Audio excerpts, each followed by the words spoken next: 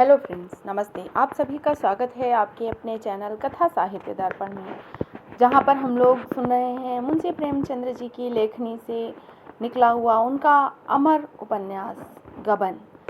इसको हमने 11 भागों में देख लिया है, उसके आगे देखेंगे क्योंकि हम लोग उपन्यास के लगभग मध्य से भी आगे बढ़ चुके हैं, तो इसका पूर्वार्ध काफ़ी लंबा है। हम आपको संक्षेप में ही बताते हैं इसकी जो हमने आगे पढ़ी हुई है उसकी कथा वस्तु। यह उपन्यास रमानाथ नामक युवक के इर्द गिर्द घूमता है। यह इलाहाबाद का युवक था, बहुत ही स्वच्छंद और खुले विचारों का युवक था, आधुनिक पढ़ा लिखा युवक जो कि मध्यम वर्ग का था। मध्यम वर्ग का होने के साथ साथ उसके अंदर दिखावा और झूठ बोलने की, बड़बोलेपन की बहुत आदत थी। उसकी शादी जालपा नामक एक सुंदर युवती से हो जाती है जो कि अपने माँ बाप की अकेली संतान होती है। बचपन से ही जिसके मन में गहनों के प्रति असीम प्रेम होता है। बचपन में वह जहाँ भी बैठती बस गहनों की चर्चा सुनती, और उसकी शादी में चंद्रहार न आने से वह वैसे भी नाराज़ थी। ससुराल गई तो कुछ कारणोंवश उसके गहने ससुराल में उसके पति के द्वारा ही चोरी कर लिए जाते। गहनों के न चोरी हो जाने के बाद से जालपा बहुत ही दुखी रहती। रमा इस बात से बहुत दुखी था। उसने नौकरी भी ढूंढ ली। रमेश जो कि उसके मित्र तथा ऑफिस में बड़े बाबू थी, उन्होंने ही अपने ऑफिस में उसको एक काम बताया। रमेश उसके मित्र थे, उन्होंने मदद की। रमा को मिलते तो थे 30 रुपये, पर उसने अपनी पत्नी से फिर झूठ बोला और अपनी 50 रुपये अपनी आमदनी बताई, अपनी तनख्वाह बताई और ऊपर से भी जो आमदनी हो। उसके झूठ बोलने की हालत ने उसको किस गर्त में पहुंचा दिया, यह उपन्यास में बताया गया है। इस उपन्यास का यही ध्येय है कि व्यक्ति को अपनी सीमाओं के अंदर रहना चाहिए। स्त्रियों को भी गहने के प्रति विशेष लालच नहीं दिखाना चाहिए। रमानाथ सरकारी कर्ज का गबन करके इलाहाबाद भाग जाता है। इधर जालपा, जिसकी रतन नामक एक सहेली हो जाती है, बूढ़े वकील की पत्नी होती है। वो बूढ़े वकील शहर के नामी गिरामी वकीलों में से होते हैं। वह बीमार होते हैं तो रतन उनका इलाज कराने इलाहाबाद लेकर आती है और जालपा को भी साथ आने को कहती, पर जालपा नहीं आती और कहती पता नहीं कब इनका समाचार मिल जाए। जालपा जो कि एक सुंदर और गहनों के प्रति प्रेम रखने वाली महिला थी, पर जैसे ही रमा घर से भागकर गया और उसको पता चला कि रमा के ऊपर कुछ सरकारी रकम आती है, उसने तुरंत ही सारे गहने बेच दिए और रमा का सारा कर्जा उतार दिया। उसने रमा को ढूंढने की बहुत कोशिश की, अखबार में भी छपवाया और रमा ने एक बार पढ़ा भी था, पर रमा को ये लगा कि ये पुलिस की चाल होगी, इस वजह से उसने घर से कोई संपर्क नहीं किया। रतन जब अपने पति को इलाज के लिए कलकत्ता ला रही थी तो जालपा ने उससे कहा कि वहाँ पे आप रमानाथ को ढूंढने का प्रयास करना। रतन ने भी हाँ कर दी, पर यहाँ आने के बाद वह वकील साहब की तीमारदारी में ही लगी रही। वकील साहब जिनको कि बुढ़ापे का रोग था, जिस रोग का कोई इलाज नहीं होता, और रतन और वकील साहब की उम्र में काफ़ी अंतर था, बाप बेटी की उम्र के जैसा अंतर था। वकील साहब को भी यह एहसास हो चला था कि शायद उनकी उम्र अब अधिक नहीं है, और वह रतन का मन रखने के लिए ही दवा खाते थे और सारा परहेज करते थे। वे अपने नौकरों से कहते मुझे मरने का डर नहीं, पर यह डर सताता है कि मेरे मरने के बाद इनका क्या होगा। उन्होंने ही जबरदस्ती रतन को घूमने के लिए भेजा और कहा कि जाओ रमानाथ को ढूंढ के आओ। बहुत कहने पर रतन चली जाती है। इधर बीच में ही वकील साहब की तबीयत बिगड़ जाती है। रतन वापस आती है, उन्हें उठाकर दवाई पिलाती है। वह वकील साहब को देखकर ना जाने क्यों कुछ भयभीत सी हो रही थी। इसके आगे हम देखते हैं क्या होता है इस भाग में। रतन ने दवा निकाली और उसे उठाकर पिलाई। इस समय वह ना जाने कुछ भयभीत सी क्यों हो रही थी। एक अस्पष्ट अज्ञात शंका उसके हृदय को दबाए हुए थी। एकाएक उसने कहा, उन लोगों में से किसी को तार दे दूं? वकील साहब ने प्रश्न की आंखों से देखा, फिर आप उसका आशय समझ कर बोले, नहीं नहीं, किसी को बुलाने की क्या जरूरत है, मैं अच्छा तो हो रहा हूँ। फिर एक क्षण के बाद सावधान होने की चेष्टा कर कर बोले, मैं चाहता हूँ कि वसीयत करवा दूं। वसीयत की बात सुनते ही रतन के शरीर में जैसे कोई तीर चुभता हुआ आया और उसके पैरों से घुसकर उसके सर के ऊपर से निकल गया। वह घबरा उठी और एक क्षण सावधान होने के बाद फिर बोली, किसी को तार कर दी जाए? वह बोली कि यह विचार आपके मन में कैसे आ गया? और कोई अपना हो तो उससे बात की जाए, यहाँ किससे सलाह ली जाए? अपनों के लिए इस समय रतन अधीर हो उठी। कोई भी तो अपना नहीं था। कोई अपना होता जिस पर वह विश्वास कर सकती, जिसकी वह सलाह ले सकती। लोग घर आते, वो दौड़ धूप कर किसी दूसरे डॉक्टर को बुलाते। वह अकेले क्या करे? आखिर भाई बंद किस दिन काम आएंगे? संकट में ही तो अपने लोग काम आते हैं। फिर यह क्यों कहते हैं कि किसी को मत बुलाओ? वसीयत की बात उनके दिमाग में क्यों आई? यह विचार क्यों इनके मन में आया? वैद्य जी ने कुछ कहा तो नहीं? क्या होने वाला है? भगवान! यह शब्द सारे संसर्गों के साथ उसके हृदय को विदीर्ण करने लगा। चिल्ला चिल्ला कर रोने के लिए उसका मन विकल हो उठा। अपनी माता याद आ गई। उसके आंचल में मुंह छुपाकर रोने की आकांक्षा में उसका मन उत्फुल्ल हो गया। उस स्नेहमय आंचल में रो रो कर उसकी बाल आत्मा को कितना संतोष होता था। कितनी जल्दी उसकी सारी मनोव्यथा शांत हो जाती थी। यह आधार भी अब नहीं रहा। महाराज ने आकर कहा, सरकार भोजन तैयार है, थाली परोसूं? रतन ने उसकी ओर कठोर नजरों से देखा। बिना जवाब की अपेक्षा किए वह चुपके से चला गया। मगर एक ही क्षण में रतन को महाराज पर दया आ गई। उसने कौन सी बुराई की जो भोजन के लिए पूछने आया? भोजन भी ऐसी चीज है जिसे कोई छोड़ सके? वह रसोई में जाकर महाराज से बोली, तुम लोग खा लो महाराज, मुझे आज भूख नहीं लगी है। महाराज ने आग्रह किया, 2 ही फुलके खा लीजिए सरकार। रतन ठिठक गई। महाराज के आग्रह में इतनी सहृदयता, इतनी संवेदना भरी हुई थी कि रतन को एक प्रकार की सांत्वना का अनुभव हुआ। यहाँ कोई अपना नहीं है, यह सोचने की उसने भूल की। महाराज ने अब तक रतन को एक कठोर स्वामिनी के रूप में देखा था। वही स्वामिनी आज उसके सामने खड़ी मानो सहानुभूति की भीख मांग रही हो। उसकी सारी सद्वृत्तियां उमड़ आई और उसने रतन से कहा, मगर डरते डरते ही कहा। रतन को उसके दुर्बल मुख पर अनुराग का तेज नजर आया। उसने पूछा, क्यों महाराज, बाबूजी को इस कविराज की दवा से कोई लाभ है? महाराज ने डरते डरते वही शब्द दोहरा दिए जो आज वकील साहब से कहे थे, कुछ तो हो रहा है, लेकिन जितना होना चाहिए उतना नहीं है। रतन ने अविश्वास के अंदाज से देखकर कहा, तुम भी मुझे धोखा देते हो महाराज? महाराज की आंखें डबडबा गई। बोले, भगवान सब अच्छा ही करेंगे बहू जी, घबराने से क्या होगा, अपना तो कोई बस नहीं है। रतन ने पूछा, यहाँ कोई ज्योतिषी न मिलेगा? जरा उससे पूछो, कुछ पूजा पाठ भी करा लेने से क्या अच्छा होता है? महाराज ने तुष्ट के भाव से कहा, यह तो मैं पहले ही कहने वाला था बहू जी, लेकिन बाबूजी का मिजाज तो जानती हैं, इन बातों को वह कितना बिगड़ते हैं। रतन ने दृढ़ता से कहा, सवेरे किसी को बुला कर लाना, सरकार चिढ़ेंगे। मैं तो कहती हूँ। यह कहती हुई वह कमरे में आ गई और रोशनी के सामने बैठकर जालपा को पत्र लिखने लगी। बहन, नहीं कह सकती क्या होने वाला है। आज मुझे मालूम हुआ है कि अब मैं अभी तक मीठे भ्रम में पड़ी हुई थी। बाबूजी अब तक मुझसे अपनी दशा छिपाते थे, मगर आज यह बात उनके काबू से बाहर हो गई। तुमसे क्या कहूँ, आज वे वसीयत लिखने की चर्चा कर रहे थे, मैंने ही टाल दिया। दिल घबरा रहा है बहन, जी चाहता है थोड़ी सी संख्या खाकर सो रहूं। विधाता को संसार दयालु, कृपालु, दीन बंधु और न जाने क्या क्या कहता है। मैं कहती हूँ, उससे निर्दयी, निर्मम, निष्ठुर और कोई शत्रु नहीं हो सकता। पूर्व जन्म का संस्कार केवल मन को समझने की चीज है, समझाने की चीज है। जिस दंड का हेतु ही हमें नहीं मालूम, उस दंड का मूल्य ही क्या? वह तो जबरदस्ती की लाठी है जो आघात करने के लिए कोई कारण गढ़ लेती है। इस अंधेरे निर्जन कांटों से भरे हुए जीवन मार्ग में मुझे केवल एक टिमटिमाता हुआ दीपक मिला था।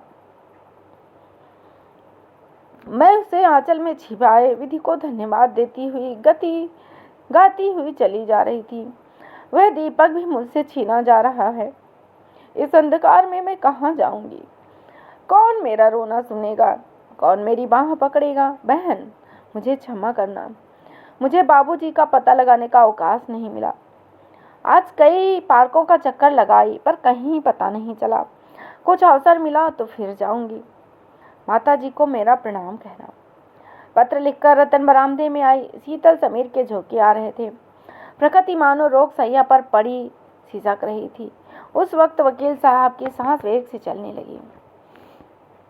रात के 3 बज चुके थे। रतन आधी रात के बाद आराम कुर्सी पर लेटे लेटे झपकियां ले रही थी कि सहसा वकील साहब के गले का खर्राटा सुनकर चौंक पड़ी। उल्टी सांसें चल रही थी। वह उनके सिरहाने चारपाई पर बैठ गई और उनका सिर उठाकर अपनी जांघ पर रख लिया। अभी न जाने कितनी रात बाकी है। मेज पर रखी हुई छोटी घड़ी की ओर देखा। अभी 3 बजे थे। सवेरा होने में 4 घंटे की देर थी। कविराज कहीं 9 बजे आएंगे, यह सोचकर वह हताश हो गई। अभागिनी रात क्या अपना काला मुंह लेकर विदा न होगी? मालूम होता है युग हो गया। कई मिनट के बाद वकील साहब की सांस रुकी। सारी देह पसीने से तर थी। हाथ से रतन को हट जाने का इशारा किया और तकिए पर सिर रखकर आंखें बंद कर ली। एकाएक उन्होंने क्षीण स्वर में कहा, रतन, अब विदाई का समय आ गया है। मेरे अपरा के। उन्होंने दोनों हाथ जोड़ लिए और उसकी ओर दीन याचना की आंखों से देखा। कुछ कहना चाहते थे पर मुंह से आवाज न निकली। रतन ने चीख कर कहा, टीमल, महाराज, क्या दोनों मर गए? महाराज ने आकर कहा, मैं सोया थोड़े ही था बहू जी। क्या बाबूजी? रतन ने डांट कर कहा, बको मत, जाकर कविराज को बुला लाओ, कहना अभी चलिए। महाराज ने तुरंत अपना पुराना ओवरकोट पहना, सोटा उठाया और चल दिए। रतन उठकर स्टोव जलाने लगी कि शायद सेंक से कुछ फायदा हो। उसकी सारी घबराहट, सारी दुर्बलता, सारा शोक मानो लुप्त हो गया। उसकी जगह एक प्रबल आत्मनिर्भरता का उदय हुआ। कठोर कर्तव्य ने उससे सारे अस्तित्व को सचेत कर दिया। स्टोव जलाकर उसने रुई के गाले से छाती को सेकना शुरू किया। कोई 15 मिनट तक ताबड़तोड़ सेकने के बाद वकील साहब की सांस कुछ थमी। आवाज काबू में हुई। रतन के दोनों हाथ अपने गालों पर रखकर बोले, तुम्हें बड़ी तकलीफ हो रही है मुन्नी। क्या जानता था कि इतनी जल्दी यह समय आ जाएगा। मैंने तुम्हारे साथ बड़ा अन्याय किया है प्रिय। ओह, कितना बड़ा अन्याय। मन की सारी लालसा मन में रह गई। मैंने तुम्हारे जीवन का सर्वनाश कर दिया। क्षमा करना, यही अंतिम शब्द थे जो उनके मुंह से निकले। यही जीवन का अंतिम सूत्र था। यही मोह का अंतिम बंधन था। रतन ने द्वार की ओर देखा। अभी तक महाराज का पता न था। हाँ, टीमल खड़ा था और सामने अथाह अंधकार जैसे अपने जीवन की अंतिम वेदना से मूर्छित पड़ा था। रतन ने कहा, टीमल, जरा पानी गर्म करोगे?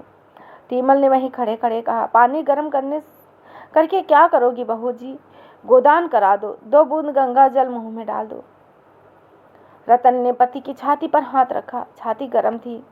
उसने फिर द्वार की ओर ताका। महाराज न दिखाई दिए। वह अभी सोच रही थी कि कविराज आ जाते तो शायद इनकी हालत संभल जाती। पछता रही थी कि इन्हें यहाँ क्यों लाई। कदाचित रास्ते की तकलीफ और जलवायु ने बीमारी को असाध्य कर दिया। यह भी पछतावा हो रहा था कि मैं संध्या के समय क्यों घूमने चली गई। शायद उतनी देर में इन्हें ठंड लग गई। जीवन एक दीर्घ पश्चाताप के सिवा और है क्या? पछतावे की 2 बातें थी। एक, इस 8 साल के जीवन में मैंने पति को क्या आराम पहुंचाया। वह 12 बजे रात तक कानूनी पुस्तकें देखते रहते थे। मैं पड़ी सोती रहती थी। वह संध्या समय भी मुवक्किलों के मामले की बातें करते थे और मैं पार्क और सिनेमा की सैर करती थी। बाजारों में मटर गश्ती करती थी। मैंने इन्हें धनोपार्जन का एक यंत्र समझा और इसके सिवा क्या समझा। यह कितना चाहते थे कि मैं इनके साथ बैठूं और बातें करूं, पर मैं भागती फिरती थी।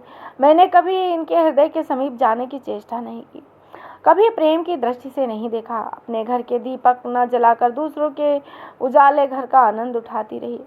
मनोरंजन के सिवा मुझे और कुछ नहीं सूझता था। विलास और मनोरंजन, यही तो मेरे जीवन के 2 लक्ष्य थे।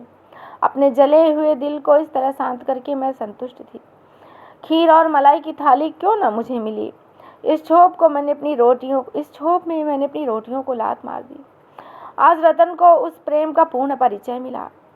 इस विदा होने वाली आत्मा को उससे प्रेम था। वह इस समय भी उसी की चिंता में मग्न था। रतन के लिए जीवन में फिर भी कुछ आनंद था, कुछ रुचि थी, कुछ उत्साह था। इनके लिए जीवन में कौन सा सुख था?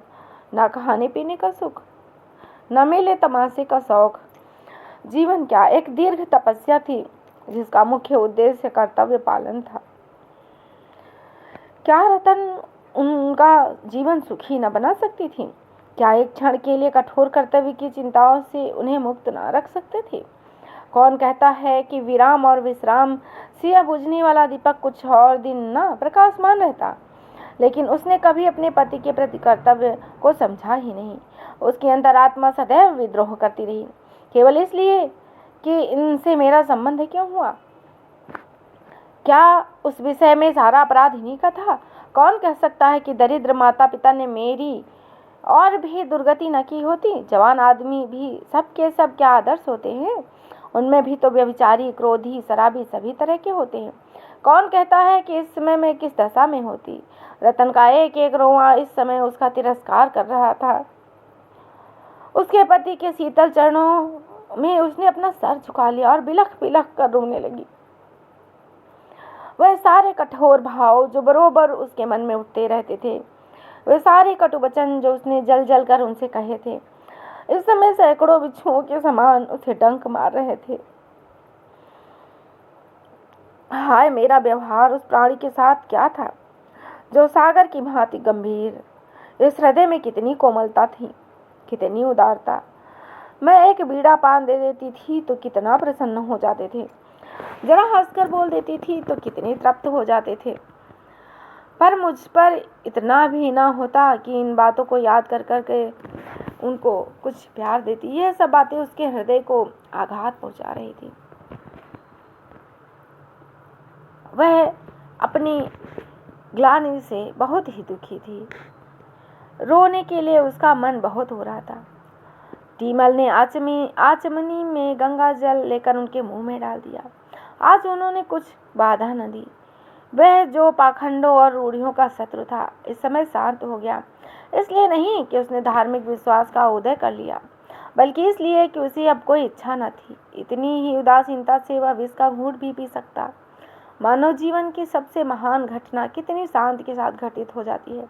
वह विश्व का एक महान अंग, वह महत्वाकांक्षाओं का प्रचंड सागर, वह उद्योग का अनंत भंडार, वह प्रेम और द्वेष, सुख और दुख का लीला क्षेत्र, वह बुद्धि और बल की रंगभूमि न जाने कब और कहां लीन हो गई।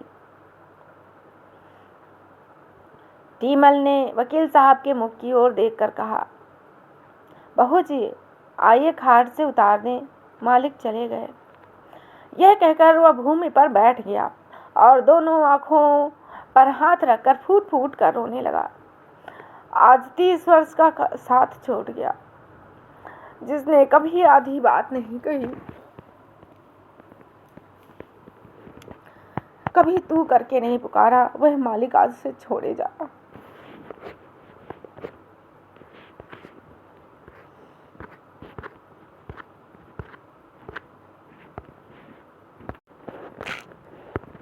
इस तरह टीमल की बात सुन रतन को बहुत ही दुख हुआ, पर करे तो क्या करे।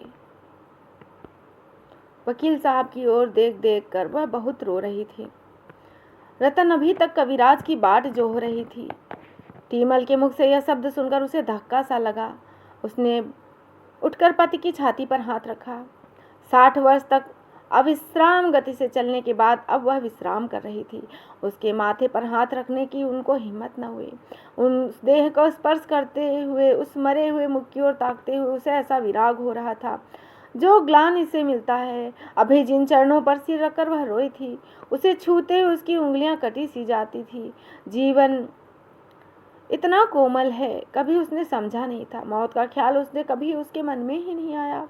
आज मौत को उसने आंखों से देख लिया। मौत ने उसका सब कुछ लूट लिया।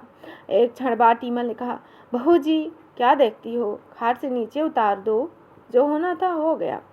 उसने पैर पकड़ लिया। रतन ने सिर पकड़ा और दोनों ने शव को नीचे लिटा दिया। वह जमीन पर बैठकर रोने लगी। इसलिए नहीं कि संसार में अब उसके लिए कोई अवलंबन न था, बल्कि इसलिए कि वह उसके साथ अपने कर्तव्य को पूरा न कर सकी। उसी वक्त मोटर की आवाज़ सुनाई दी। कविराज ने पदार्पण किया।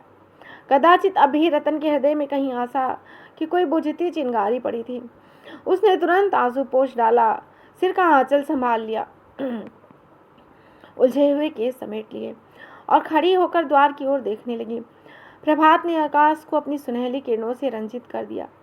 क्या इस आत्मा के नव जीवन का यही प्रभात था? उसी दिन शव काशी लाया गया। यही उसकी दाह क्रिया हुई। वकील साहब के एक भतीजे मालवे में रहते थे, उन्हें तार देकर बुलाया गया। दाह क्रिया उन्होंने की। रतन को चिता के दृश्य की कल्पना से ही रोमांच होता था। वहां पहुंचकर शायद वह बेहोश हो जाती। जालपा आजकल प्राय सारे दिन उसी के साथ रहती। शोकातुर रतन को न घर की सुधि थी, न बाहर की, न खाने पीने की। नित्य ही कोई न कोई ऐसी बात याद आ जाती जिस पर वह घंटों रोती। पति के साथ उसका जो धर्म था, उसने एक अंश भी उसका पालन नहीं किया। अपनी कर्तव्यहीनता, अपनी निष्ठुरता, अपनी श्रृंगार लोलुपता की चर्चा करके वह इतना रोती कि हिचकियां बंध जाती। वकील साहब के सद्गुणों की चर्चा करके वह अपनी आत्मा को शांति देती। जब तक जीवन के द्वार पर एक रक्षक बैठा था, उसे कुत्ते बिल्ली या चोर चकार की चिंता न थी। लेकिन अब द्वार पर कोई रक्षक नहीं था, इसलिए वह सजग रहती। पति का गुणगान किया करती। जीवन निर्वाह कैसे होगा, नौकरों चाकरों में किन किन को जवाब देना होगा, कौन कौन घर का खर्च करना होगा, कम करना होगा, इन प्रश्नों के विषय में दिन में कोई दो बात न होती। मानो यह चिंता आत्मा के प्रति अभक्ति होगी। भोजन करना, साफ वस्त्र पहनना और मन को कुछ पढ़कर बहलाना भी उसे अनुचित जान पड़ता। श्राद्ध के दिन उसने अपने सारे वस्त्र और आभूषण महापात्र को दान कर दिए। इन्हें लेकर अब वह क्या करेगी? इनका व्यवहार करके वह क्या अपने जीवन को कलंकित करेगी? उसका स्वभाव इतना कोमल हो गया कि वह कितनी ही बड़ी हानि हो जाए क्रोध नहीं करती थी। टीमल के हाथ से चाय का सेट छूटकर गिर पड़ा, पर रतन के माथे पर बल तक न आया। पहले एक दवा टूट जाने पर इसी टीमल को वह बुरी तरह डांटती थी, निकाले देती थी, पर आज उसे कई गुने नुकसान पर उसने जबान तक न खोली। शहर के जिन जिन वकीलों और रईसों के साथ वकील साहब का परिचय था, उन सब से उसने ऐसा मेलजोल बढ़ाया कि बेतकल्लुफी पैदा की। रतन को खबर नहीं कि उसके बैंक का लेन देन अपने नाम करना शुरू कर दिया, वही जो उनका भतीजा था। रतन तो शोक में बैठी रहती थी। वह पति के शोक और गुणगान के सिवा किसी भाव और विचार को मन में लाना पाप समझती थी। पर वकील साहब के भतीजे का नाम था मणिभूषण। बड़ा ही मिलनसार, हंसमुख, कार्यकुशल। इसी एक महीने में उसने अपने सैकड़ों मित्र बना लिए। उसने सारे वकीलों से और वकील साहब के दोस्तों से ऐसा मेलजोल बढ़ाया कि बेतकल्लुफी पैदा कर दी। रतन को खबर नहीं हुई और उसने बैंक का लेन देन अपने नाम से शुरू कर दिया। इलाहाबाद बैंक में वकील साहब के 20,000 रुपये जमा थे, उस पर तो उसने कब्जा कर ही लिया। मकान के किराए भी वसूलने लगा। गांव की तहसील भी खुद ही शुरू कर दी, मानो रतन से कोई मतलब नहीं। एक दिन टीमल ने आकर कहा रतन से, बहू जी, जाने वाला तो चला गया, अब घर द्वार की भी कुछ खबर लीजिए। मैंने सुना है भैया जी ने बैंक का सब रुपया अपने नाम कर लिया। रतन ने उसकी ओर ऐसी कुपित दृष्टि से देखा कि फिर उसे कुछ कहने की हिम्मत न पड़ी। उस दिन शाम को शशि भूषण ने टीमल को निकाल दिया, चोरी का इल्जाम लगाकर निकाला, जिससे रतन कुछ कह भी ना सकी। अब केवल महाराज रह गए। उन्हें मणिभूषण ने भंग पिला पिलाकर ऐसा मिलाया कि वह उन्हीं का दम भरने लगे। मेहरी से कहते, बाबूजी का बड़ा रईसाना मिजाज है, कोई सौदा लाओ तो कभी नहीं पूछते कि कितने का लाए हो। बड़ों के घर में बड़े ही होते हैं। बहू जी बाल की खाल निकाला करती थी, ये बेचारे कुछ नहीं बोलते। मेहरी का मुंह पहले ही सी दिया गया था। उसके अधेड़ यौवन ने नए मालिक की रसिकता को चंचल कर दिया। वह एक न एक बहाने से बाहर की बैठक में ही मंडराया करती थी। रतन को जरा भी खबर न थी कि किस तरह उसके लिए व्यूह रचा जा रहा है। एक दिन मणिभूषण ने रतन से कहा, काकी जी, अब तो मुझे यहाँ रहना व्यर्थ मालूम होता है। मैं सोचता हूँ आपको लेकर घर चला जाऊँ। वहाँ आपकी बहू आपकी सेवा करेगी, बाल बच्चों में आपका जी बहला रहेगा और खर्चा भी कम हो जाएगा। आप कहें तो यह बंगला बेच दिया जाए, अच्छे दाम मिल जाएंगे।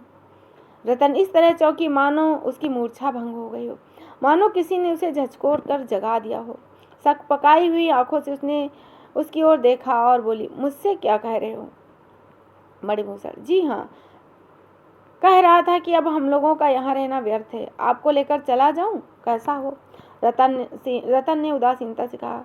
हाँ, अच्छा तो होगा।